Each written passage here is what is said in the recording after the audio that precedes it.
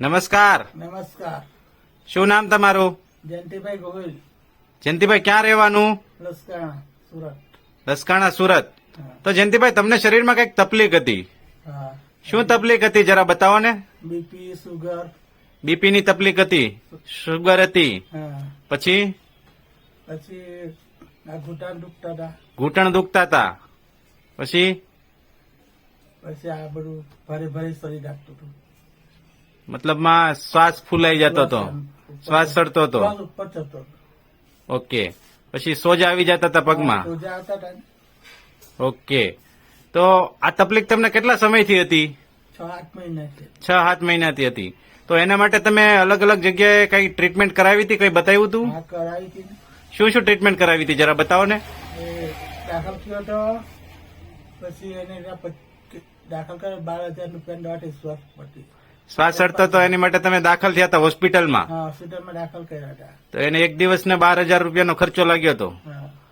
તો સારું થઈ ગયું હતું ને પછી? હા, પછી સારું થઈ ગયેલું. પછી છે ને પાછું 1 મહિનો 2-3 મહિના સારું થયું ને પછી છે ને પાછું એવું થઈ ગયું હતું.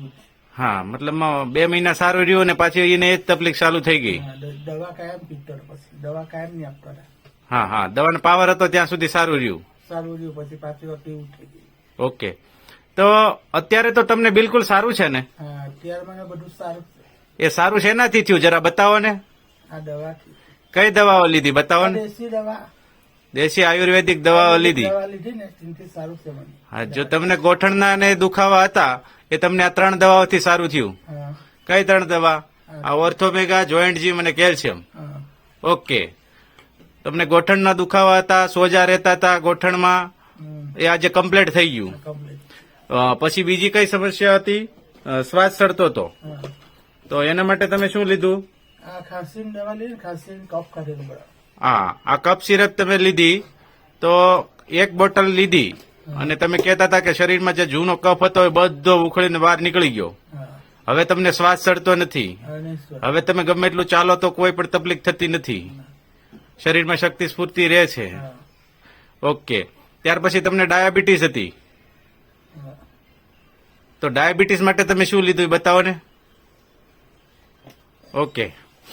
આ દવા. ડાયાબિટીસ માટે તમે આ મધુમેહ કીટ લીધી. હા. બરાબર છે. તો એનાથી તમને અત્યારે ડાયાબિટીસ એકદમ કંટ્રોલ. ઓકે. પેલા કેટલી રહેતી હતી ડાયાબિટીસ? બહુ હતી. કેટલી? 200-250? હા. અત્યારે કેટલી છે? અત્યારે તો ખબર નહીં. 70 થી 90. ઓકે. તો ત્યાર પછી બીપી ની સમસ્યા હતી તમને. હા. તો બીપી ની સમસ્યા માટે તમે શું શું લીધું તું જરા બતાવો. બીપીની ગોળી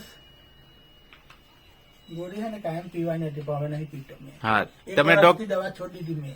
હા, ડોક્ટરે તમને બીપી ની કાયમી માટે પીવાની કીધું તું. હા, આ દવાથી સારું થઈ ગયું ને હા. એટલે મેં બીપીની ગોળી છોડી દીધી. તો એક કઈ વર્ષથી કઈ કઈ દવાઓ લીધી તમને સારું થઈ આ ગયું? દવા.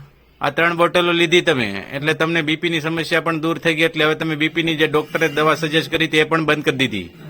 ઓકે. તો જયંતિભાઈ, તમને આ દવા કોના માધ્યમથી મળી? રમેશભાઈ. હા, રમેશભાઈ. આ તમારી બાજુમાં બેઠા છે તે. હા, રમેશભાઈ. તો રમેશભાઈ, તમે શું કહેવા માંગશો કે જયંતિભાઈને આ દવાથી સારું થયું તો એના વિશે લોકો આવી પરેશાની સમસ્યાથી પીડાતા હશે તો એને તમે શું કહેવા માંગશો? उनसे बोलता हूँ कि इसका दवा लिया ना बहुत अच्छा लग गया। हमको बोल रहा है कि भाई तुम्हारा दवाई बहुत अच्छा है। लोगों को दूसरे आदमी को बताना ये दवाई इसके अंदर में। तो उनसे ये बोलता हूँ काका से कि आप दूसरे लोगों को बताइए ये दवाई अच्छा है और कोई साइड इफेक्ट्स नहीं है और दूसरे लोगों को बताने के लिए कि हर लोगों को बताना जरूरी है कि ये दवाई खाने से अच्छा लगता है।